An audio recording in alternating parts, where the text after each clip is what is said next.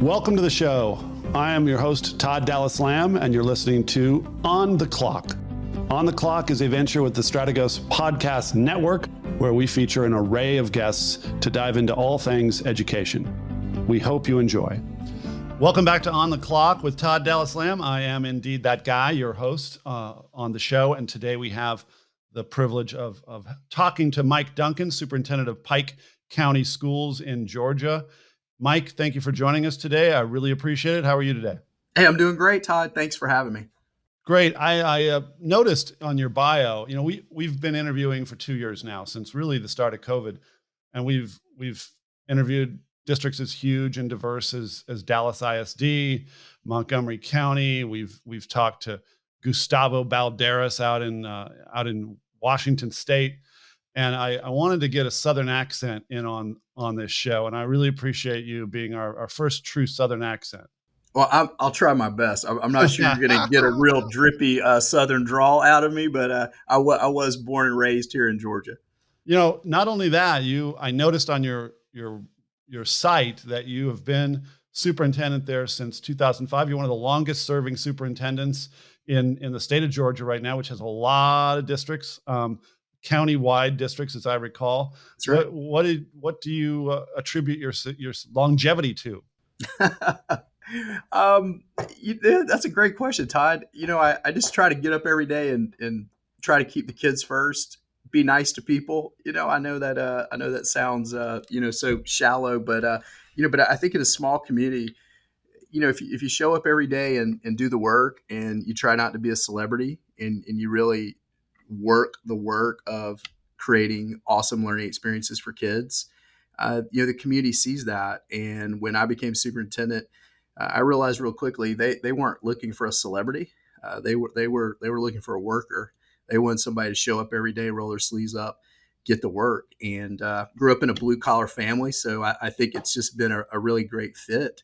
And this is a small rural community south of Atlanta, about an hour, and but they were wanting to be something different, and they were wanting to go on a different journey, and they were not real interested in standardized test scores and a lot of the traditional measures of success.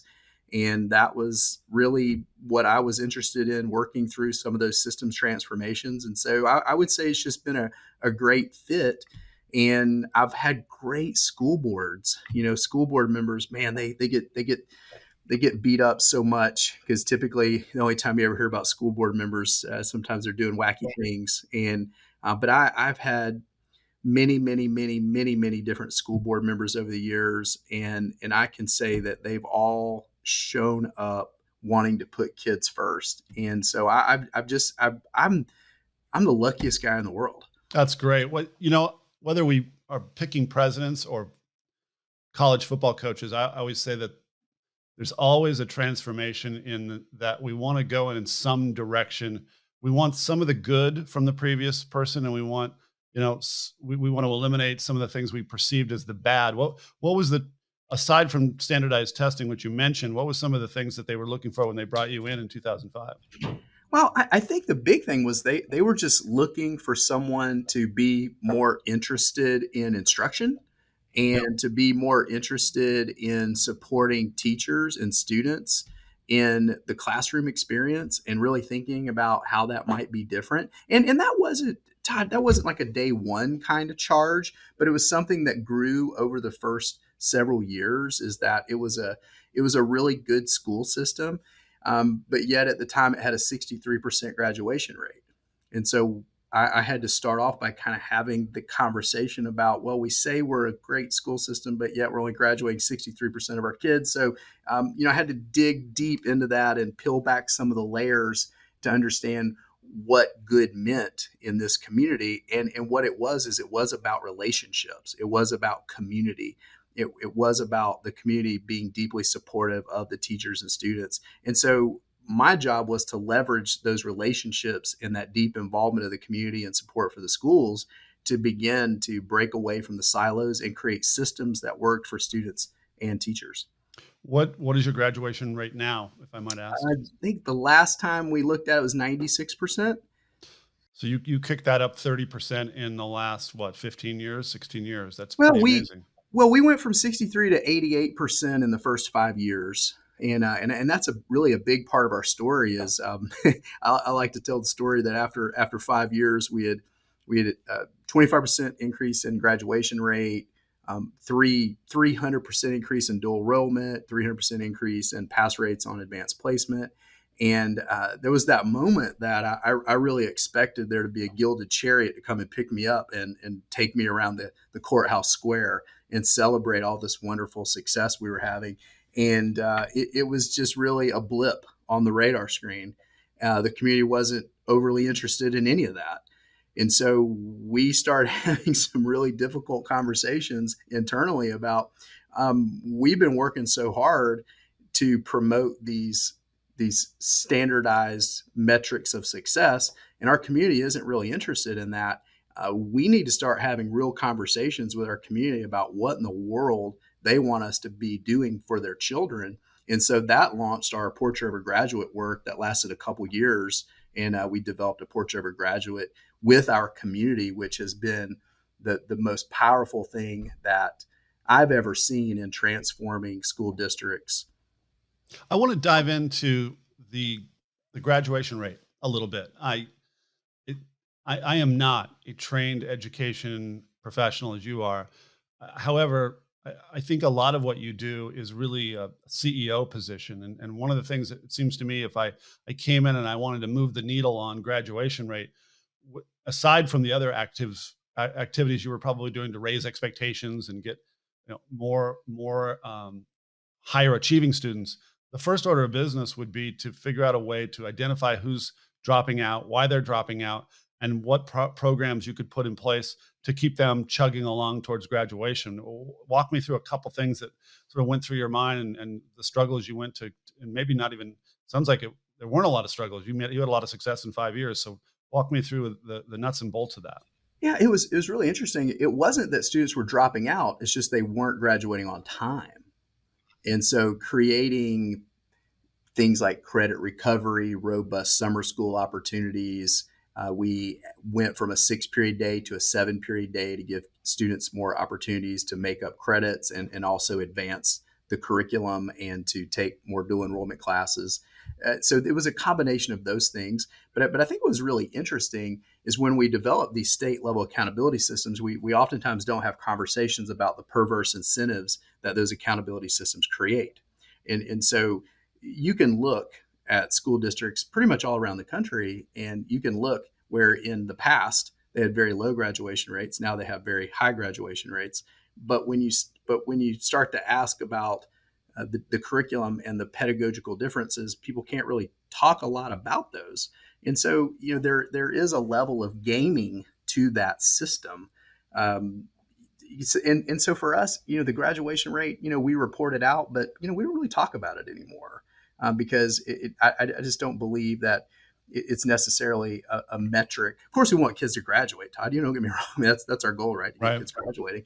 But even more important than that is what is their level of engagement while they're with us, and what are they learning, and what are those skills they're leaving with us as they go on to post-secondary or work or the military.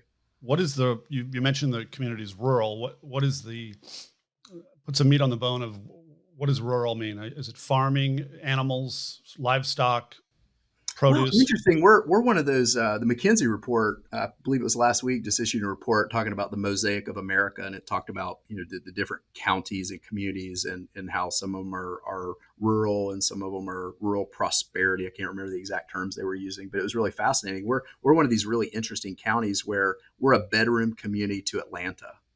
And so we use the word rural because we're 200 square mile county. We only have 18,000 citizens. So we are technically rural, but we're a bedroom community to Atlanta and a bedroom community to Macon. And so we don't have a lot of business and industry. So it's a bedroom community. So you probably have a lot of people that maybe even moved there for the community at large, but maybe also work even in Atlanta. And maybe in the last 2 years, you even have folks that just don't even work in Atlanta anymore, but they work for companies in Atlanta and work from home. And it may be a blend of all manner of different professions, I'm assuming. We had, I think one of the census reports reported at one point that the average commute for a person in my community was 40 minutes. That was Wow. the Wow. average. And so we do have a community that gets up early in the morning, they drive out of the community to work, and they come home early in the evening. And so having that engagement with the school system is even more important because these folks aren't in the community during the day while we have their children. And so it's been a very interesting relationship that we've developed over the many years. But it is a rural community. It's beautiful. We like to call it Mayberry, Yeah. but we are a suburb to Atlanta, and we can be to Hartsfield-Jackson International Airport in about 40 minutes. When you look at the size of your district, and then I was just at a conference with you in Savannah, Georgia, and you're side by side with superintendents from the Atlanta area, Cobb, Gwinnett, Fulton. Do you ever, when you think about comparing notes with some of those superintendents and the hurdles they have, it just seems to me overwhelming to be able to manage a district that has 135,000 students. If I had to pick your job, I think I would want a small community where I almost feel like I could know nearly every family in some capacity over the course of the, the 13 years that a kid might go to school in Pike County. I think they have some really significant challenges, and I believe that that's one of the real challenges of some of the very large districts is replicability, scalability of their initiatives. And even in a district like ours, where we have 5 schools, we have one primary, one elementary, one middle, one ninth grade academy, and a high school. Change is still very difficult, even in what I call a unitary district, just one building for each grade center that moves through. Having that size allows us to be very agile, be very nimble, and once again to develop those relationships because you can only change at the speed of trust. And so there is a really powerful piece about relationships and just about simply the level of bureaucracies that exist. Today, right before we got on, I just came from visiting an Algebra 2 physics class that had done an adaptive technology project-based learning unit where they went into our elementary school. We're working with some of our special needs students, and they were designing in engineering and then producing adaptive technology for those students. I get to do that kind of stuff every day. So I get to have those kinds of interactions with the students and the teachers. So I get to be on the ground supporting instructional improvements each and every day. And I meet with my principals every single week. And so I believe being able to develop those kind of relationships and know the relative strengths and weaknesses of your team allows you to move quickly and do some really cool stuff. So, Mike, let's talk about some of the strategies that you use. When we were discussing prior to the show, some of the things you're doing in Pike County, I was really interested to understand the dynamic you have with, I think, a friend and maybe neighbor of yours, Tyler Thigpen, and the whole concept of self-directed learning. Tell me a little bit more about that. Well, self-directed learning is one of the 3 core components of our instructional design. And so just real briefly, if I could describe that for you, our mission in our school district is to develop creative problem solvers through an inquiry-based instructional approach that has 3 core components. The first is concept-based teaching and learning. The second is self-direction. And the third is authentic performances. So we've been working for many years, working with Rachel French and the Professional Learning International Organization on concept-based teaching and learning. And so we're now working with Tyler Thigpen and the Institute for Self-Directed Learning to help us think through the processes and procedures and tools and environment in which students need to be self-directed. And through Tyler's research, they have talked about that self-direction really comes in 4 phases. The first phase is there is a desire to learn. The second phase is that learners have resourcefulness. The third is learner initiative. And then finally, learner persistence. So when we think about desire, resourcefulness, initiative, and persistence, those create kind of the core subcomponents of self-directed learning. So all within an inquiry-based instructional model, giving students greater voice and choice over their learning, but in a way that the teacher serves as a guide to learning and not an expert of content knowledge. And so that's really a fundamental shift in the way that we view schooling here in Pike County. And we know that there are many districts across the country that are working on this work. One of my really good friends, Steve Holmes in Sunnyside, Arizona, is doing a lot of work around student agency with a high minority, high immigrant population. And so we believe that the self-directed work and the self-directed movement is going to be transformative for our teachers and our students here in Pike County. And so we're at the very beginning of that learning journey, but we are so excited about it. And Tyler Thigpen, with his Institute for Self-Directed Learning, is coming alongside of us and help us design those instructional processes. So, it's interesting to me that you are encouraging self-directed learning, because in so many cases, as a father of two sons, I compare my own childhood with their childhood, where effectively my mom and dad were both working class people. And for multiple hours of every single day, I was basically left to my own devices to go ride a bike, throw rocks, shoot guns, hang out with other kids in the neighborhood. And you basically were unobstructed to do whatever you wanted to do, versus my sons, who are always in some camp of some sort, getting tutored on something. They never have a moment really left to themselves. And I've always wondered if I'm doing them any favors. Am I creating somebody that can be self-directed, self-motivated? And I always think back between the comparison of my own childhood, and strangely enough, they are pretty darn into having, maybe as we push them through a mechanized system of parenthood, maybe they need that. Maybe kids actually want to have some freedom in how they learn and what they learn and how they do it. I just came back yesterday, Todd. I took 3 of my teachers to the Granville Village Exempted School District in Ohio, a suburb of Columbus, Superintendent Jeff Brown. And they do a big 180-acre land lab through an environmental science course where students are doing action projects on this beautiful land lab, which includes forest and prairie and agriculture fields and wetlands. And it was just amazing to see the level of engagement when we let students, when we carve out times for them to do their work, as Jeff likes to say, instead of doing our work. And there is such power. And we do understand that there are knowledge and skills that students need to have before they leave. But how might we carve out time for them to follow their interests, their passions, become more self-directed, and do the work that you and I have to do each day, which is be self-directed, following our passions and our interests to accomplish our goals. And it's just a really powerful testimony to these districts that I'm mentioning around the country that are just really doing great work, that need to be elevated as public education just continues to get beat up all the time. There's just really amazing things going on.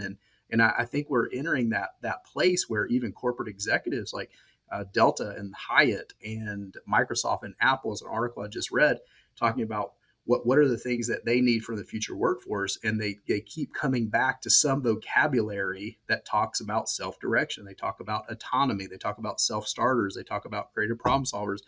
But ultimately, all those things kind of fall in that bucket of being self-directed, And a long time ago, I always heard at Google, when it first started, they talked about how at Google, if you have to be managed, you can't work here. It was kind of an ethos of the company. And, I think a lot of companies are in that space, and they want people who can take initiative, who can leverage resources, who can be persistent and achieve goals. And so I think there's just a great movement afoot in public education right now. Unfortunately, the grammar of schooling has been such for, over 100 years that it's very difficult to carve out time and space for students to do their work, not our work, and to leverage the passion and interest. And I think the more we can do that, the more students are going to be engaged, the more meaningful school will be, and the more well-adjusted adults they'll become. We got into that structure in education where we grounded and pounded, and we had a lot of, as a kid, I grew up asking the question, why am I learning this?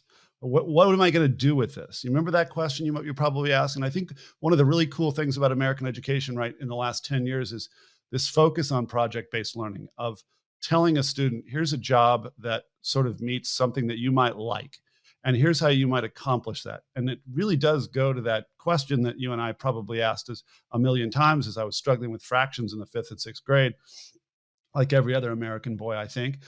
Why am I doing this? Well, now, you can actually answer that question. There are technology and resources and people, and really good schools are answering that question all the time now, aren't they?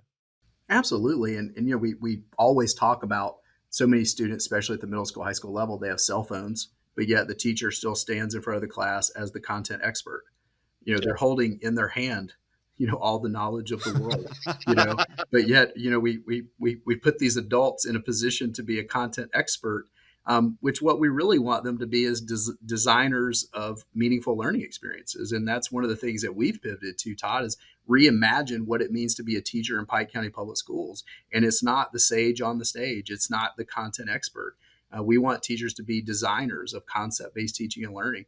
We want them to be guides for self-directed learning, and we want them to be curators of authentic performances and products. And when all three of those things come together, it's really a beautiful learning experience. And it's the kind of learning experience that you and I may engage on the weekends when we're following our interest and passions. Yep. Oh, without a doubt. I watch and read history all weekend long to the chagrin of my wife. So the last thing I want to talk about, I love the culture of America where you can go to California and there are surf camps in Newport Beach and kids are skimboarding. And in the mid-Atlantic where I live, Friday night will be the state championships for lacrosse, which is just a religion out here. I follow sports a great deal. I know that high school football is big in Texas. I don't want to offend anybody in Texas, so everybody just calm down. But Georgia high school football is as good as anywhere in the country. And I imagine Friday nights in the fall is a pretty special place to be in your part of the country, isn't it? There's no other place to be. Yeah, there's no other place to be. It's amazing. How does that inform the culture of your district? I mean, how many high schools did you say you have? One or two? We have one. We have one high school. Yep. And everybody in the community converges on that place Friday night, probably a few hours somewhere before the kickoff. They all get together, and I'm guessing afterwards they get together. I mean, that must create such a special closeness within the community. Well, I believe it's those kind of rituals and routines that create community. And in a community like ours, we don't have a lot of neighborhoods. We don't have a lot of subdivisions. People come to our communities because they want to live on land. They don't have a neighbor that they can just walk. A lot of times, some do, but not a lot, where they can just walk next door and have a glass of tea. And so the Friday night football games, it's a place to see your friends. It's a place to reconnect after a hard week of work. It's a place to barbecue hot dogs and celebrate the kids. I tell you, I've been doing this for a long time, and there is just something about Friday night football in the fall when it starts to get a little cool, and there's just something special about it. It's hard really to put into words. It's been a really important part of my life, my whole life, and having played high school football here in Georgia and coached middle school football and then been a high school principal, being involved in a lot of Friday nights. It's just something very special. And I wish everybody could enjoy and just have a Friday night football moment in the South. It's something really special. Well, Mike, I'm gonna pretend you just invited me to that experience. I'm gonna figure out a way next fall to come down there and watch a game. What's the name of your high school and what's the mascot? We are the Pike County Pirates. And I got to give Todd a big shout out to our Pike County high school baseball team. They're playing for the state championship on Monday, and we're so proud of them. And we had 650 people show up for a semifinal baseball game a couple days ago. So, you want to talk about support. And what was amazing is one of our community members paid for all the kids to come to the game. And so when you talk about building community and being there for your neighbor, there's just something special about a small rural community. Well, Superintendent Mike Duncan, Pike County, you've been a superintendent since 2005. I don't think anybody listening to this can even wonder why that is, with the enthusiasm for academic achievement, graduation, community, and that baseball team. I wish them well, and I wish you well, and I want to come visit real soon. I hope you will. Thank you. Thank you, Mike. If you want to learn more about the show, please visit www.strategosgroup.com. Please consider subscribing on your podcast streaming platform so you don't miss out on our next episode. And until next time, I'm Todd Dallas Lamb, signing off.